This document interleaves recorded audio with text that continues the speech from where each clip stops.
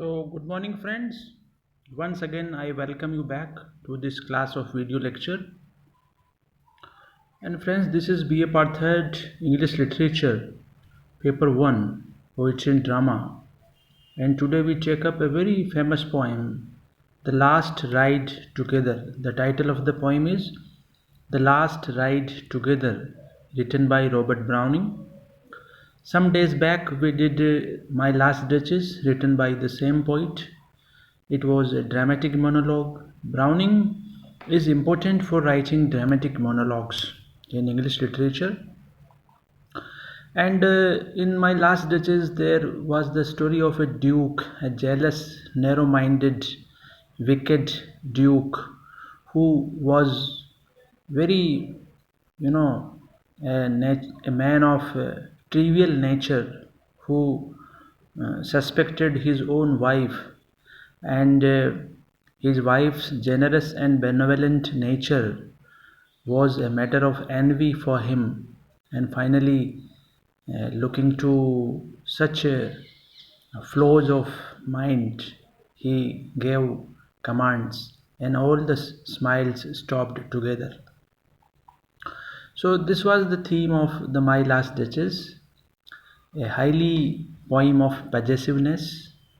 Possessiveness, when it crosses the limits, then it becomes a sort of psychic, a sort of psychological illness on the part of any individual. So here, Browning comes up with his treatment of love.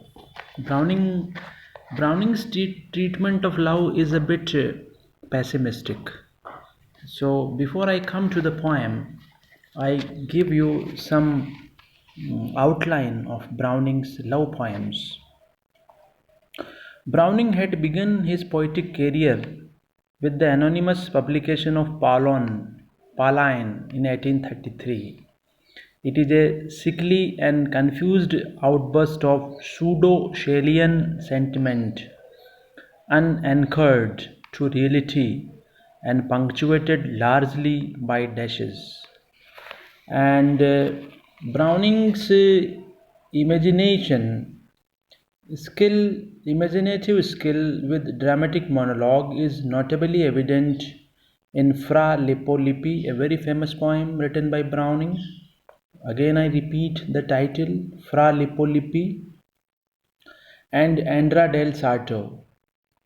Andra del Sarto is a Latin name. You can check it also as Man and Woman. Companion studies of Florentine painters. Filippo Lippi was a 15th century Carmelite monk who abducted a nun and whose fricoes are remarkable for the colorful detail and composition. So this is the story of Fra Lippo Lippi. We do not go much in detail of the poem. And again, there are some good poems written by Browning. The bishop orders his tomb at St. Praxed Church. The mourners march to the 16th century German scholar, and even in failure has a transcendental value for Browning. The Last Ride Together, the rejected lover, the theme of The Last Ride Together, which we take up today. The rejected lover backs one last ride. Yes, as the title is itself suggests, the last ride together. There has been a love relationship, there has been a love affair, but now the lover has been rejected on behalf of the beloved. But the lover, just to be reminiscent of love, he urges for one last ride. So the rejected lover backs one last ride with his mistress. Then, as they ride together, favorably compares his brief, immediate achievement in failure with the supposed achievements and success of great statesmen, soldiers, poets, artists, and musicians, and finally senses the present happiness as a forecast of heaven. This is the theme of the poem, friends. Again, I repeat, the rejected lover begs uh, one last ride with his mistress. Then, as they ride together, favorably compares his brief immediate achievement in failure with the supposed achievements in success of great statesmen, soldiers, poets, artists, and musicians, and finally sends the present happiness as a forecast of heaven. I quote, there are some good lines from the poem. What if we still ride on, we two, with life forever old yet new, changed not in kind but in degree, the instant mad eternity. So, this is something a bit analytical part of the poem. So, friends, I read the first 5 7 lines from the poem. I said, then, dearest, since it is so, since now at length my fate I know, since nothing all my love avails, since all my life seemed meant for fails, since this was written and needs must be, my whole heart rises up to bless your name in pride and thankfulness.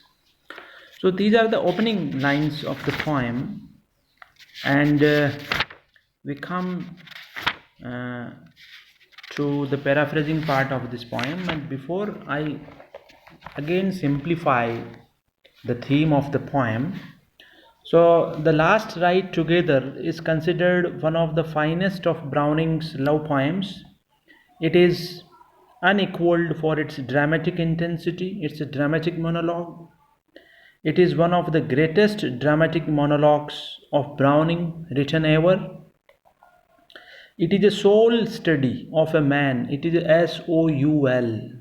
It is a soul study of a man who is rejected by his lady love. Friends, this is very tough to get to have rejection in love affair. Now, when one is rejected in love, how does he feel? How does he express his feelings, sentiments, emotions to the world and to the lady herself has been well presented in this poem entitled The Last Ride Together. The lover does not give himself up to despair. This is the strength of the lover, that he is not ready to surrender himself to go to despondency, to despair. He asks the beloved for the favor of a last ride together. Yes, he is not in despair, he is not in stress. Yes, he is not of a broken heart. Rather, he asks his beloved to come for a last ride. That's why the title says, The Last Ride Together. On hearing his request, his mistress bent down her head. And you see, even this request is granted on the part of the beloved. On hearing his request, his mistress bent down her head. Her deep, dark eyes were directed on him for a moment. She keeps on gazing his face. The lover looked at her intently. Her eyes expressed feelings of pride and kindness. Her pride checked her. Pity wanted her to ride with him. Thus, her eyes showed a struggle between pride and pity. During this time of struggle, the lover suffered the worst torture of suspense. His fate remained hanging in the balance. His life and death depended on her answer. He was still hopeful. Maybe the lady, his beloved, speaks yes to go forward in love. Her no would mean his death, and he thinks if she says no, it would mean his death. Her yes would save him from dying. At last, he could know from her eyes that his request had been granted. This made the lover very happy. Finally, the lover Max gets happy because the request of last ride has been granted by the beloved. His last idea was not futile. It was not a futile idea. It was not a trivial, meaningless idea, because he wants to be philosophize his love during this last ride. He and his mistress shall be together again, breathing and riding side by side. He is very, optimistic for a moment. Then this togetherness for a while, for a short while, would be meaningful to some extent. For once more he would be treated as a god. He wished that during that heavenly happiness the world should come to an end. Yes, this is the urge of the lover, that while they are together and he wants to make that moment immortalize, and uh, he wants to desire that the world should come to an end, on only they should survive. So the lover describes his feelings when his beloved laid her head on his breast. He asks the reader not to be restless but to keep quiet. He experiences a heavenly joy. He has feelings of joy as well as fear. Joy because he is with his beloved, and fear because he would be departed by his beloved soon. He expresses his feelings through a smile. He presents before us the scene of western sky. It is covered with cloud which has a fully swelled bosom. Such a cloud is beautiful in itself, but it is made more beautiful by the mixed up lights of sun, moon, and evening stars. So, finally, look to the close of the poem, the poet feels, the lover thinks that he is happier and more successful than a poet. Why? What does the poet mean by all his poetry? He has the power of describing beautiful things. The poet expresses in his poetry what the common people only feel. The poet expresses in his poetry what the common people only feel. He says that to him things beautiful are the things best. In his poetry, he treats beautiful and good on the same level. Right?